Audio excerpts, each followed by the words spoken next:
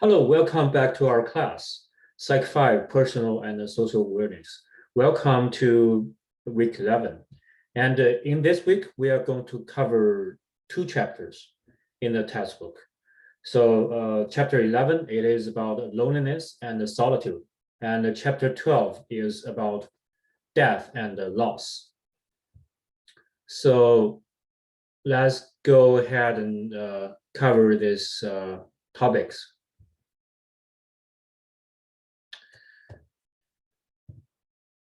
And first of all, let's talk about loneliness and solitude. So here, first of all, let's know about some basic concepts about loneliness and solitude. So loneliness is a state in life that is triggered by some events in life. It's a feeling of being lonely or being alone. So there is a sense of have to. So the feeling is feeling lonely. Actually, not being alone, but feeling lonely. So loneliness is often related to the pain. So sometimes we feel the pain of being alone because we want to stay with others, but we cannot. Others are not around, or others do not want to stay with us, or there's a situation in which we need to be alone, but we do not want to have those situations. So there is a sense of have to. You have to be in this situation. As a result, there's a pain of that. There's a sadness, there's an anxiety, and so forth. So that is loneliness feels like. Another concept that is close to loneliness is solitude. So this word is not that often seen than loneliness. So solitude is a similar state. It's a situation that people make time to be alone. So in other words, they choose to be alone. It's not a situation triggered by some events that they cannot control, but they control it. They choose to do so. They choose to be alone. They choose to be not around with anybody else. So they are happy with it. It's an expression of the glory of being alone. So they want to be alone. That is solitude. So how to tell the difference between loneliness and solitude? You cannot tell the difference from what you have seen about this person, because if this person wants to be alone, that is solitude. If this person does not want to be alone, it's more likely to be loneliness for that person. So if it is loneliness or solitude, it's purely based on the feelings of that person. From other people's perspectives, it's the same thing. This person is alone and not with anybody. Does he or she wants to do it or wants to be like that? Nobody knows. But only this person knows whether he or she wants to be alone or does not want to be alone, but have to be alone.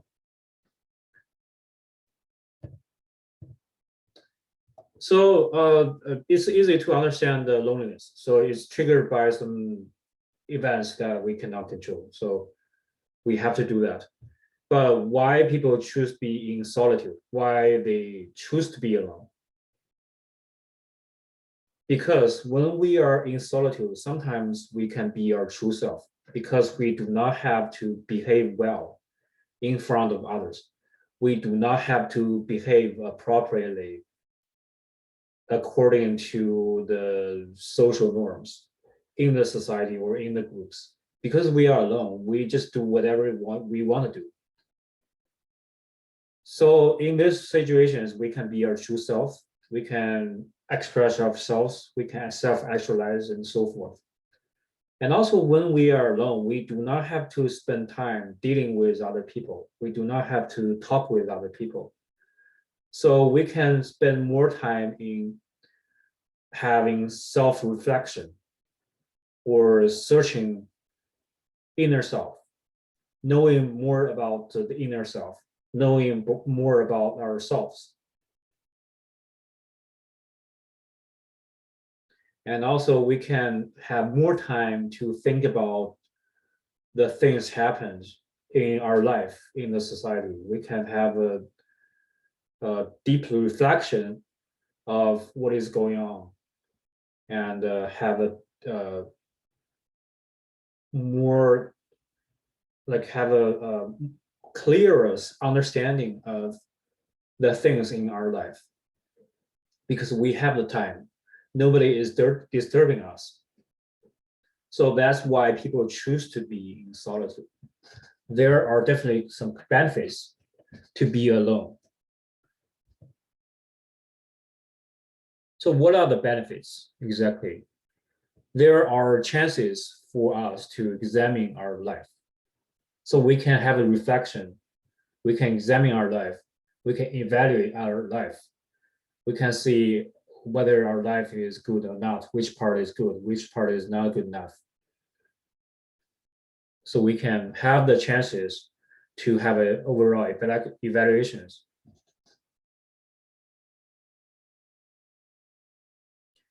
And if we have self-reflections, we have self-evaluations, we examine our life, as a result, we can know ourselves better.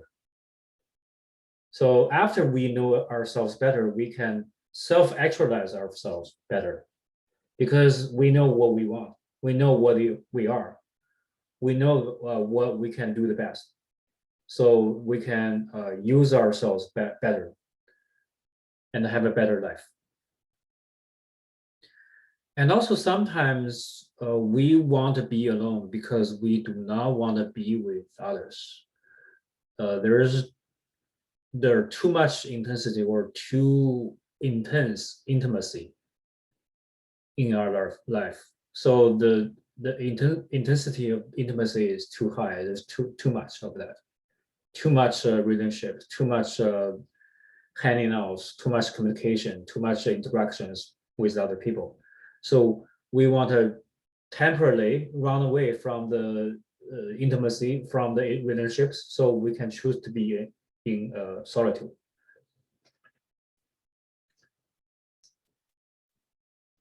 So let's yeah, so that's that here we understand why people choose to be in solitude because of these reasons. The next question is how to keep solitude.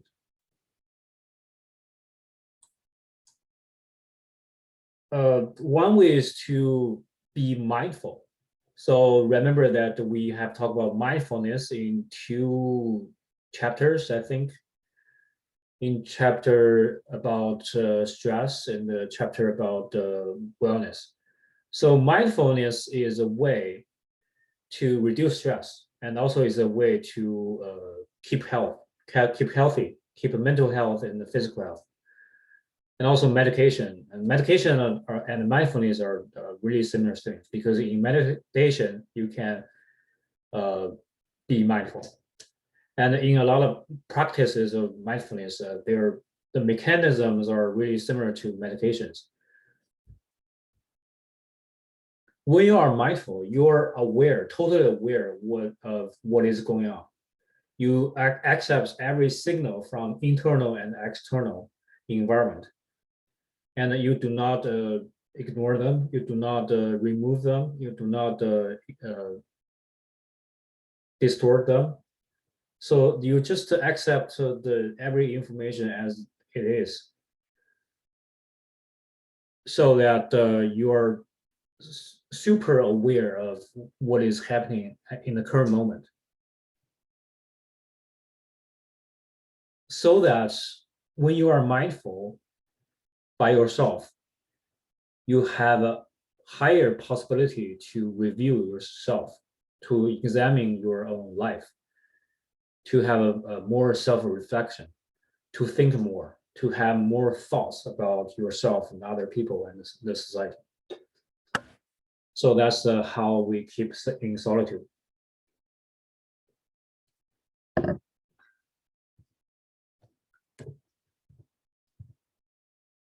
And there are different kinds of loneliness.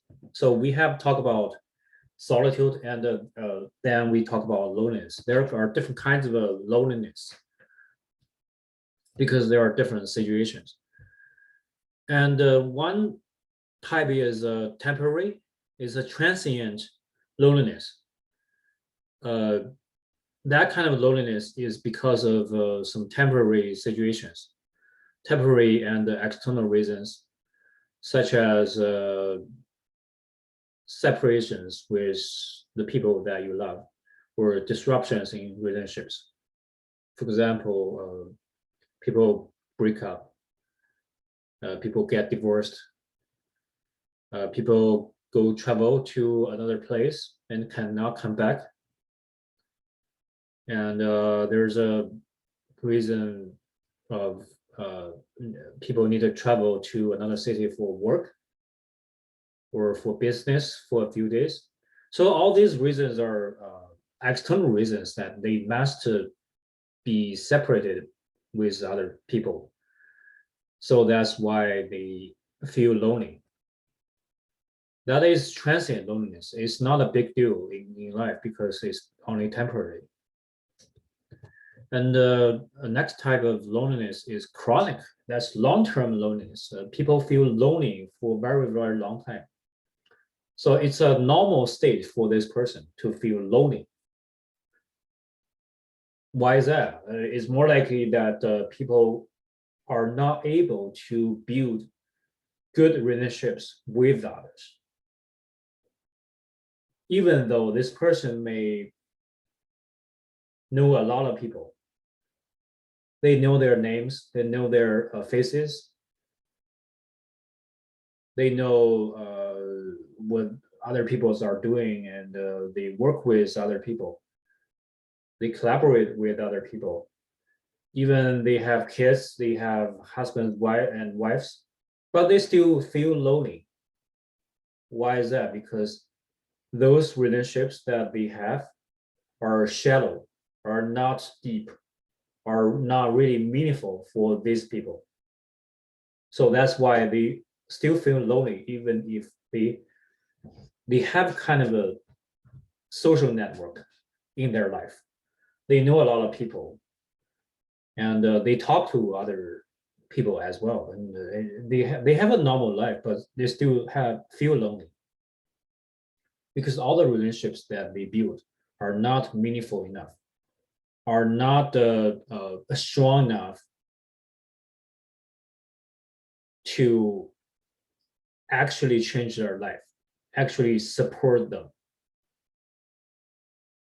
And even though they have a lot of relationships with others, but in some critical moments, other people do not provide emotional support to these people when these people are sad, or these people have some difficulties.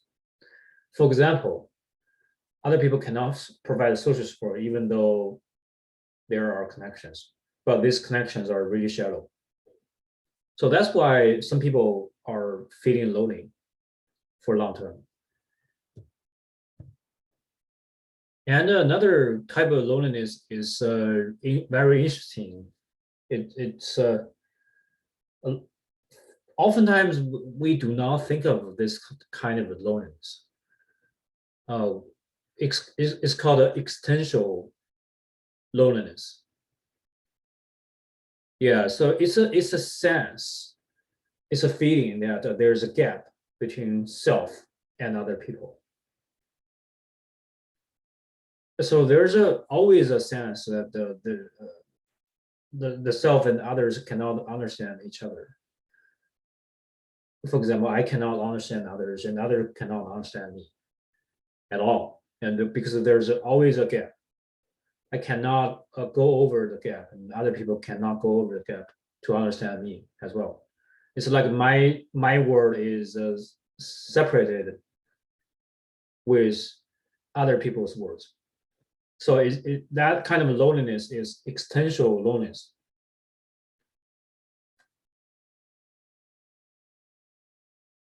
Yeah, so these are the three kinds of loneliness. So when we talk about we are lonely, and we can think about which kind of loneliness we are talking about. Probably just the transient loneliness, but sometimes there's a chronic loneliness and even existential loneliness.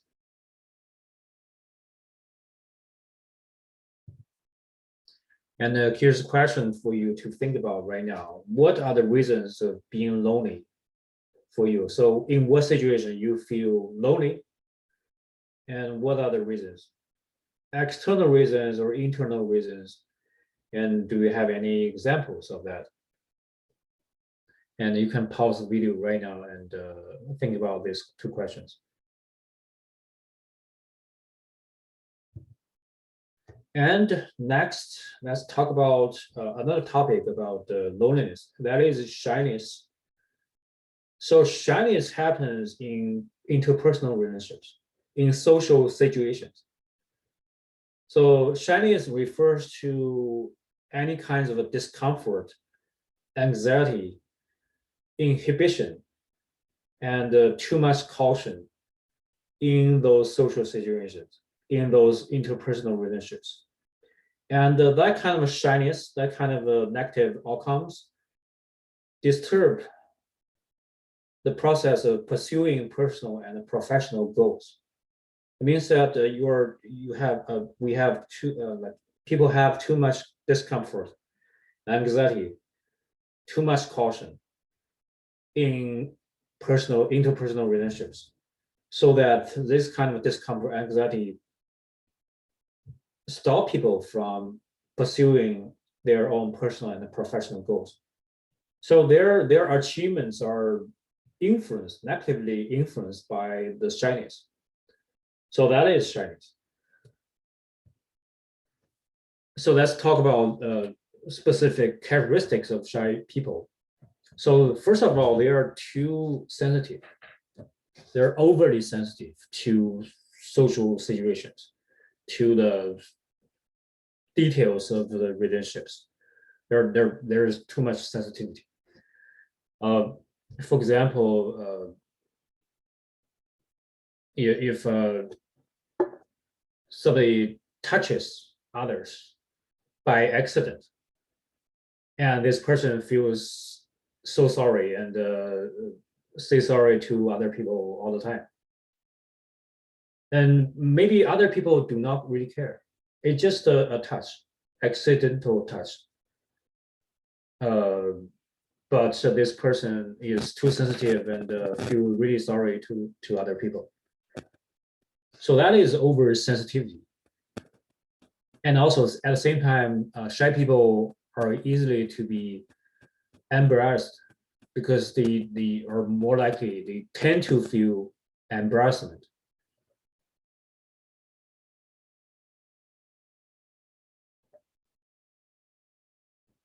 A lot of because they think that some behaviors and some words and some events that happen in the social situation are not appropriate, and then they cannot handle this. They do not know how to deal with it. So that's why they feel so embarrassed in some situations. And also they are aware of themselves too much. They're highly self-aware, because they need to make sure that what they do, what they say, are appropriate in social situations, because they're too sensitive. And also their behaviors are inhibited. It means that they want to do something in the social situations, but they control them. They stop themselves doing those behaviors, because they're too sensitive. They're so self-aware. If they want to do something, they stop doing it, because they think that those behaviors are not appropriate in those social situations. So you can see that there's a lot of discomfort, because you know you need I need to they need to control themselves too much, and they cannot get relaxed. because in every moment, they need to pay attention to their own behaviors and words. And as a result, because they are too sensitive, they are super self-aware, super self-conscious. So sometimes there are some physical symptoms such as the pain of the body or the tension of the muscles because they get nervous too much. They're nervous all the time in social situations. So the muscles are so tight. And the heart rate is increased sometimes because they are too nervous in social situations. So, and there may be other physical symptoms, but these are two common examples of shyness. So you can see if people are shy, they have this kind of characteristics, and you can tell whether you yourself are shy or anyone is shy. So you can see if that person is too sensitive in social situations, in interpersonal relationships, and whether this person can be embarrassed very easily, or this person is very self-conscious. I have an example in my life. So he used to be my roommate. So he lived next door to me in the same apartment. He he was also a college instructor. He was so shy. Like every feature of shyness applies to him. So he's super sensitive, and if other people complain about what he said or what he did, he feels so sorry. He was so nervous and say a lot of things to that person and say sorry, express the the the the this say sorry to other people. And sometimes what happened was really little. I mean, like it doesn't really matter in life. It's so little that, but this person, my roommate, felt so sorry to other people. And sometimes I can tell that he wanted to show some like facial expressions, but he stopped doing that. So that's how I understand the word inhibition means. You can see inhibition on his face directly. So I like take him as an example. I definitely understand what is inhibited behavior means. So he kind of wanted to do something and say something and show some facial expressions, but he stopped before he showed those behaviors and facial expressions.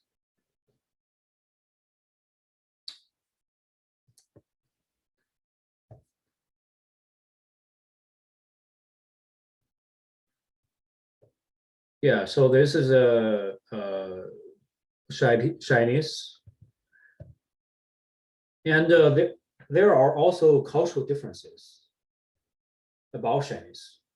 So in like there, I don't know if you know about there are two kinds of cultures or not. One type of culture is called the individualist culture, and the other type of culture is collectivist culture. So in individualist cultures, people value the personal values. They value the importance of every individual. They think that they are separate from other people, and they think that they should pursue the personal goals. Personal goals are more important than the collective goals. But in collectivist cultures, it's opposites. People in those cultures value group, value the importance of being in group, and the group goals are more important than the personal goals. So there's general there's are two types of cultures, and the culture of the United States is highly individualist and is low on collectivist. In some cultures, like Asian cultures and the cultures in Middle East, cultures in Africa, those cultures are really high on collectivist, but low on individualist. And another interesting example is the culture in Latin America, or Hispanic culture, or the culture in South America. So in those cultures, it is highly individualist and also highly collectivist. It's really interesting. So they value the importance of the family, value the importance of the group, but also they like to express themselves. They think that the uniqueness is very important.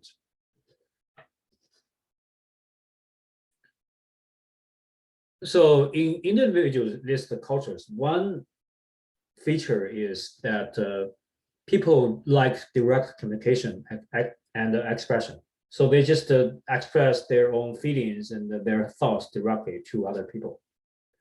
They think that this is really normal for personal, interpersonal communication. It is okay to directly say something that reflect their own feelings or thoughts. But in collectivist cultures, like the direct and the true personal expressions of feelings and thoughts are not welcome, are not encouraged. So they try to they value. They think that people should inhibit their personal expressions of their opinions and feelings directly to other people. They think that the people should say something more indirectly, more soft. Do not say it too hard, too hard. Do not treat other people too harsh. Just to use some kind of indirect way to express their own opinions, because they don't think that letting other people feeling awkward is really appropriate. So make sure that other people are feeling okay when people like when people are saying something or talking about something, making sure that other people are feeling okay. So direct and true personal expressions are not welcome. So you can see that in collectivist cultures, shy people may there might be more shy people in collectivist cultures than in individualist cultures. In individualist cultures, there are less shy people. Yeah, one example of inhibition of personal expression is that people in the Western cultures or individualist cultures, they directly look at other people's eyes when talking. And I think that the people are feeling okay. People like people like being gazed or directly look at when the other is talking to them in the individualist cultures. But direct gaze when communicating is not welcome in collectivist cultures because people think that that is not polite if directly looking at somebody's eyes. So when talking, you need to look at other places directly instead of directly looking at somebody's face or eyes. So eye contact is not that often when people are talking to each other in collectivist cultures. So that's cultural differences of shyness. So what are the negative consequences of shyness? Shyness is okay if that is not too much, if people are not too much, too sensitive, that is okay. But sometimes if they're too shy, there's too much self-caution, and there's too much sensitivity, shyness may lead to a disorder called social anxiety disorder. So I think that you have learned what a social anxiety disorder is in the introduction to psychology class. So the symptoms of social anxiety disorder is that people are overly anxious about interacting with others. They cannot handle it when they are interacting with other people. They are too anxious, so that they avoid any kind of social interactions. They cannot see other people. They just hang out with their own family members because they do not feel nervous when staying with family. But staying with other people, even see other people, is not really possible for them because they are too nervous, they are too anxious, they are too afraid that they behave awkwardly or embarrassingly.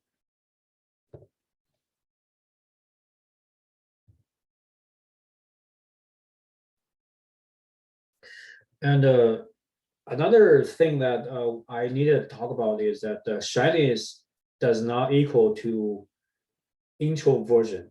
So introverts are not shy people, are not necessarily shy people. Some introverts are not shy at all, but some introverts are shy. But there's an overlap, but there are two different things. Introverts like being alone because they can get refreshed when they are alone. They feel tired when there are too many people at the same time in a social situation.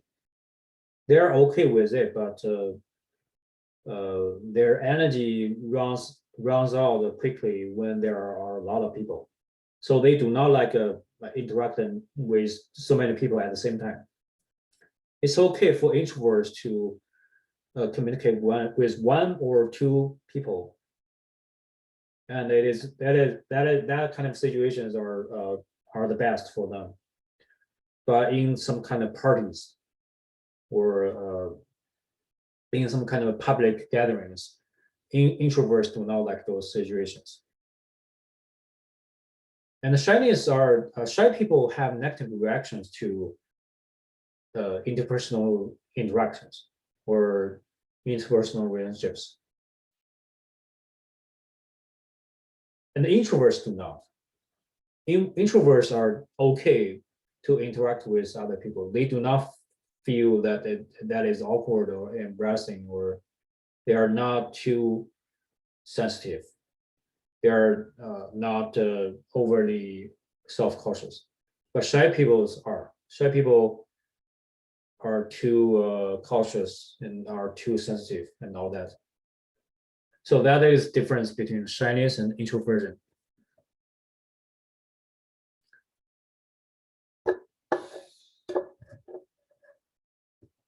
And that's all about loneliness and solitude. Let's go to a next part for today.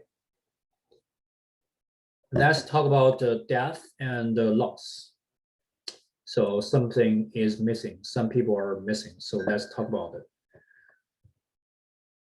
So first of all, I want to share a interesting story with you. So I used to hear about a small story from the fiction written by Isaac Asimov. So Isaac Asimov was used to be a really famous guy who write scientific fictions. Uh, yeah, so he was one of the three most important figures of scientific fictions in 20th century. And there's one story that is so interesting, and I want to share with you that. So there's a man. He the story happens in the future. So a man works in the universe, in the space, and there's an accident. His physical body was destroyed. However, somehow his mind was uploaded to the internet. So there's no physical body for this man. This man's mind and feelings and the personality, all that kind of a spiritual stuff, is uploaded to the internet. So he lives forever in the internet. So becomes a man without a physical body. So he can live forever and never dies, never dies. And gradually he found that time becomes meaningless for him because he never died. He never dies, and so why he cares about time. So there's no need to care about time. Time is not really important for him. So there are a lot of interesting changes occurring to him. So there are two examples that I remember. First one is that his talking becomes more and more wordy, more and more verbose. So, for example, he will articulate very long sentences, and he used some kind of sentences that are so long, and it's like the sentences in some kind of a philosophical books. If you ever read some kind of philosophy books, you can tell that those authors use really long sentences in their writing, and it's like one sentence has a length of 3 or 4 sentences in other books, and this man talks like that, use very long sentences,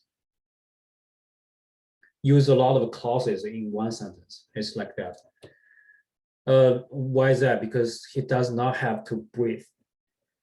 In oral language, we speak really simple words, or we use really short sentences. That is because we need to breathe.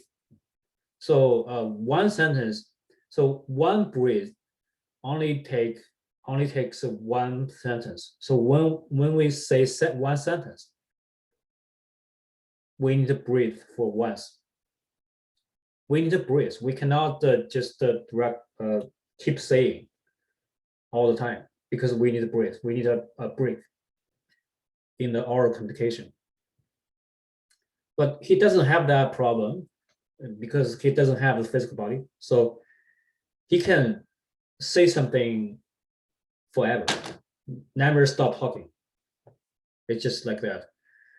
And also the second example is that he procrastinates a lot. And that situation get worse and worse.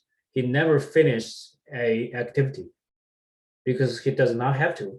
Meaning becomes time becomes meaningless for him. It does not have to finish any activities. It just stop there in the middle and never finish anything, and finish a project, because he lives forever. And yeah, it seems like everything in his life becomes meaningless because he never dies. He lives forever. I think Isaac Asimov, he is so, like he's a philosopher. He can imagine what happened if somebody lives forever, and he thinks about, Asimov thinks about the meaning of life, the meaning of death.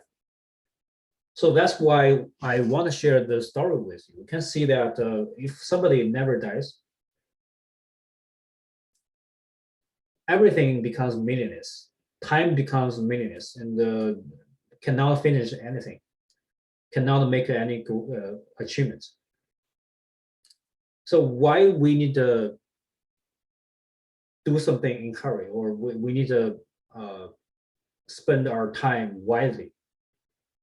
We need to value our time. That is because everybody is going to pass away someday in the future. So that's why the time for us is a scarce resource, right? So the time is a really important resource for us because we have limited time. We need to do what we want to do within a certain time period. We need to choose, right? We need to choose what to do at this moment because our time is limited. There's not enough amount of time for us to do everything. So that's why our life is interesting and challenging at the same time.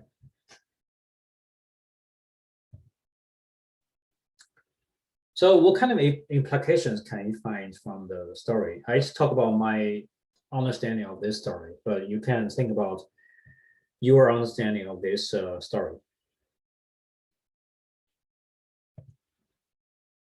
So let's talk about death and loss.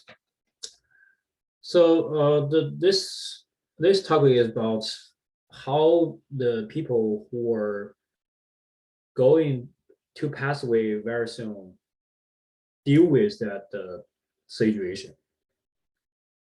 Or in other words, how do dying people cope with death? So let's see it. So the researcher Elizabeth Kubler-Ross in 1970s had wrote about a book called Death, the Final State of Growth. And she mentioned that she developed she discovered that there are 5 stages of dying. So for the people who are going to pass away, they go through the 5 stages. And if they can successfully going through the 5 stages, they can have a personal growth, even at the end of their life. So let's see each stage. The first stage is denial, because they cannot accept the fact that they are going to pass away very soon. Nobody can accept that at the beginning. They just deny it. They do not want to think about it. They do not think that is true. Even though in Russian, they know that they are going to pass away, but emotionally, they do not believe. And next step is that they found that they must accept this. They cannot deny it. So that there is anger because they are angry, because they want to live longer and they cannot do it. So they feel frustrated. There is difficulty in front. So that's why they feel angry. But this anger is displaced. It means that they cannot be angry with a specific object because they themselves are going to die. So how are they angry at themselves? So they are angry towards somebody else. They can be angry toward anyone around.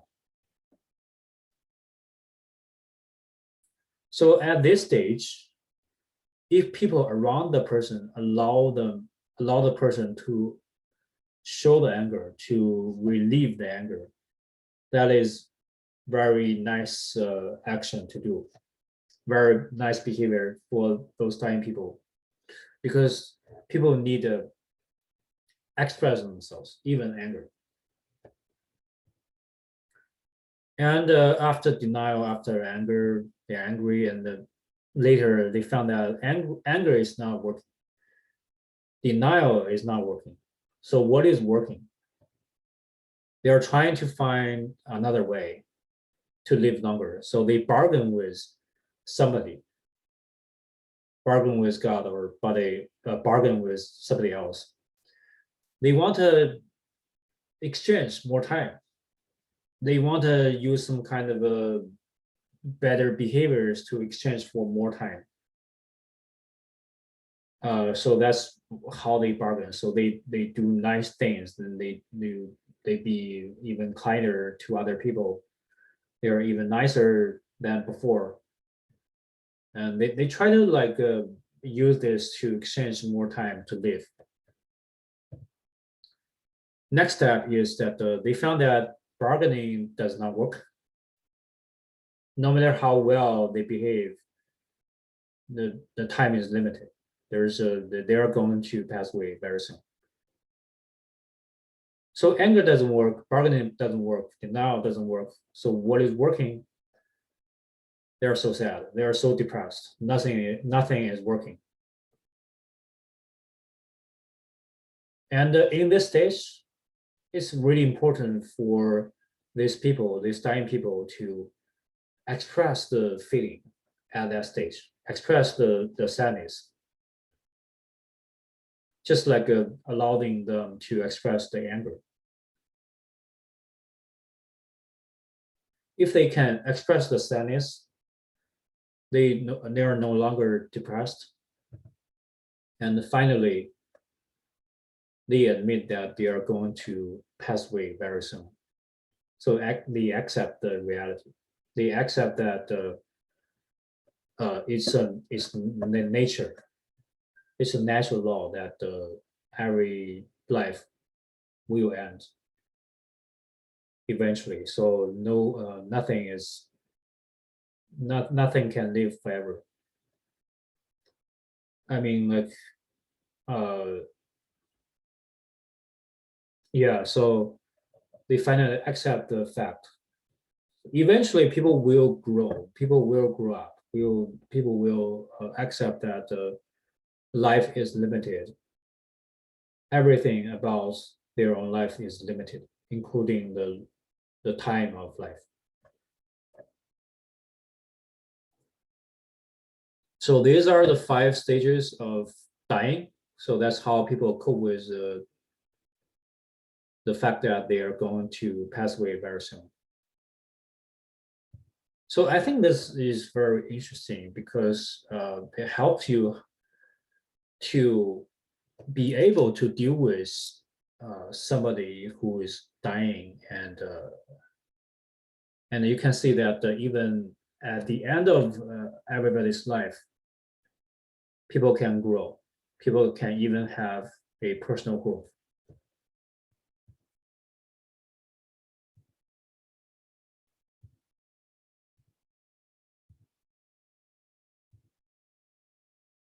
And another topic about dying is that how do people cope with dying? There's something to do for the dying people. So there's a model developed by Core in 1992. It's called a task-based model. So there are 4 main tasks for the dying people to finish during that stage. And the first type is the physical tasks. So they need to deal with the undesired physical conditions because when people are dying, there are a lot of physical health problems. They need to cope with those physical health problems. And the second task is the psychological task. They need to maintain autonomy. They need to make sure that they are secure. The food is secure. They have enough food and water, and they have a home to live in. And the other psychological stuff like they need to deal with loneliness, for example. They need to deal with the anger. They need to deal with depression and so forth. And the third type of task is social task. They need to still maintain interpersonal relationships with others, even though they are dying.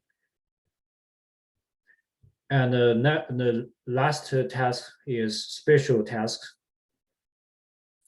They need to deal with their own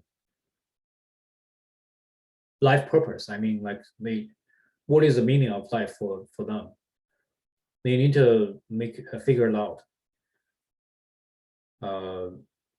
If they can think and feel that their life is meaningful, that is really good.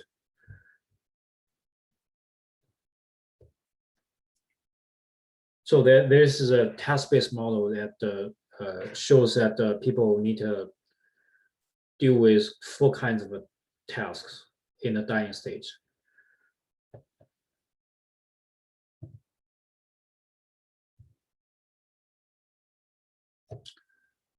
And next, let's talk about 2 things: grief and mourning.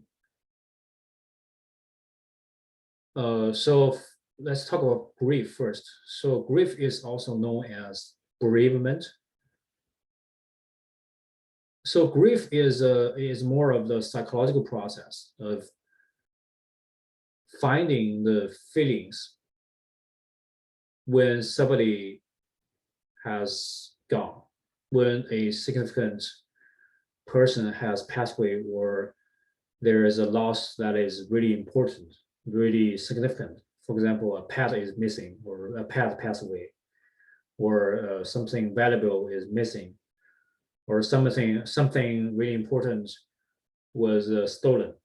So whenever there is a significant loss of somebody or something, there will be a feeling of grief. So in grief, people explore the feelings produced by the significant loss. So in the process of grief, people are sad because somebody is gone or something is gone. There is a pain, psychological pain. And sometimes people cannot accept that fact that there's a really severe loss in life. And there can be other stuff. So you can think about other phenomena in the process of grief. And is it good? Is it necessary? Is a grief process needed? Actually, it's a process of finding the meaning again. So something or somebody is really meaningful for them, but that person, that thing is lost, is gone. So they need to find the meaning again in their life. They need to reorganize the meanings in their life. They need to find some other things or other people who can bring them meaning to their life. So in the grief period, it's a process of rethinking this, reevaluating their own meaning of life. And it's a process of building new relationships, building new meaning in their life, in the future, for the future. And another thing that is related to grief is mourning. So it's an external expression of the feeling of grief. So people do something to mourn, right? So such as a funeral, people go to a funeral in memory of the person who just passed away. So they do something externally. They express that feeling externally. So that's the process of mourning. So why do we need the process of mourning? Why don't we just like have a feeling and deal with that by ourselves? That is because expressing the feeling of grief externally helps us to recover from that feeling, from that sadness, from the pain. So if we release the sadness, if somebody is gone or something is gone, we do something to release that sadness, that pain. We can recover better. We can recover faster from those negative feelings. However, if we are pressured to move away from grief, it means that we are forced, we force ourselves not feeling sad. That does not help us recover. So we need to allow ourselves naturally express our feelings, naturally do something to express our sadness and pain and stuff. That helps recovering, but forcing ourselves to shut down the feeling does not really help. If we force ourselves to shut down the feeling of sadness or pain, there will be more sadness and pain, because those feelings cannot be released from our mind, from our heart.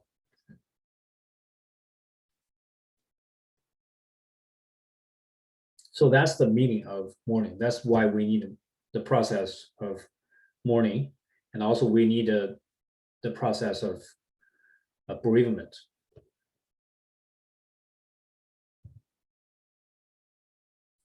So what we can do during the process of mourning, first, we need to accept the reality. So similar to the people who are dying, they need to accept that the fact that they are going to die. And after people's death, and other people need to accept the reality that somebody passed away or something is lost, something is gone, never come back again. So the people need to accept the fact. And the next step is that they need to work through or go through the pain of grief. They need to have a process of grieving or bereavement. They need to go over that. They need to explore the feelings of sadness and the pain. And after that, they can adjust themselves. They can adapt to a new environment. In this new environment, that person is not there. That thing is not there anymore. So they're ready for a new environment, for the new future. And the last step, they move on with life. They go on. They cannot just stuck in the past and have sadness and pain forever. So they need to go to a new stage of life. In that stage, something is changed, something is not changed, but it's a totally new life for them. So these are 4 steps to go through the process of mourning.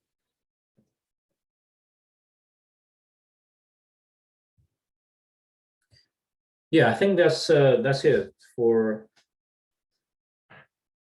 today's lecture. And here are the things to know about for this week. So there are a lot of things to know about. First of all, we need to know about loneliness, solitude, and also we can tell the differences between loneliness and solitude. And the next, we need to know what shyness is. We need to know the characteristics of shyness, such as overly sensitive or highly self-cautious and so forth. And next is about dying, 5 stages of dying. And that's what we just talked about. And also the 4 tasks of coping with dying in a task-focused model.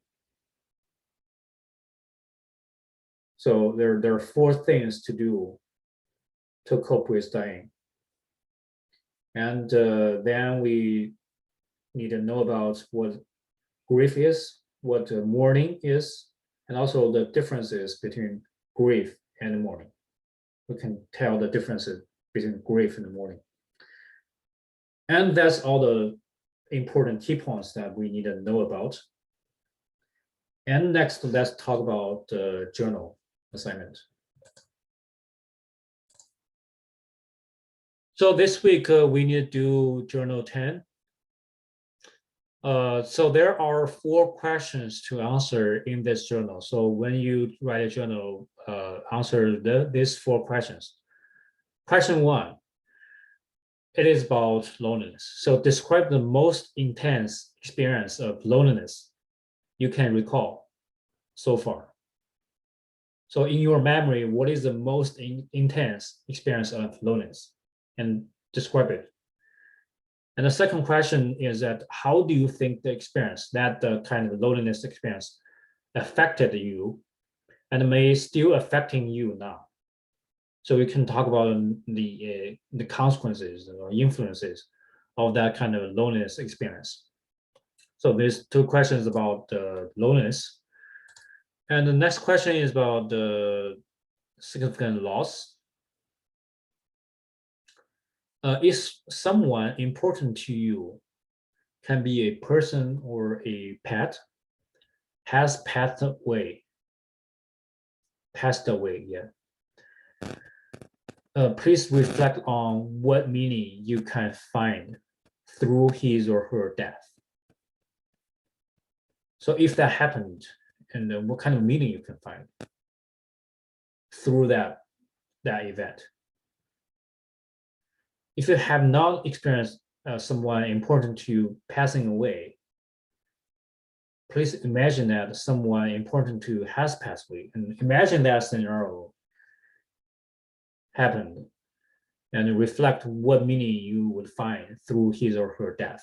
So if you have that kind of experience, you can talk about what kind of meaning you can find, you can make from that event. And if you have not experienced any, that is really good.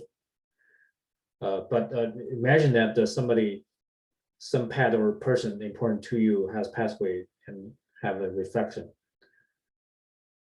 And last question is that what did you do to help yourself grieve